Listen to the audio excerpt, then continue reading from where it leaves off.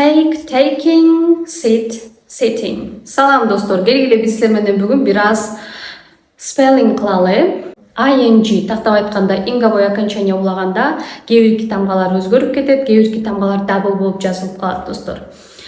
Эгерде сөздүн аягы үнсүз тамгага жана анын алдындагы тамга үндүү тамгага бүтсө, анда акыркы үнсүз тамга удваиваться этилет, тактап айтканда double болуп жазылат. Мисалы үчүн sit отуруу, sitting. Swim сүзүү, swimming. Же болбосо take анан come деген этишти карап көрөлү. Эгерде сөздүн аягы үндүү и тамгасына бүтсө, анда ал тамга түшүп калат дагы, биз жөн эле ing инговой окончание алабыз. For example, take, taking, come, coming. Сөздүн аягы I жана и тамгаларына бүтсө, бирок бул учур дээрлик аз, анда ал эки тамганы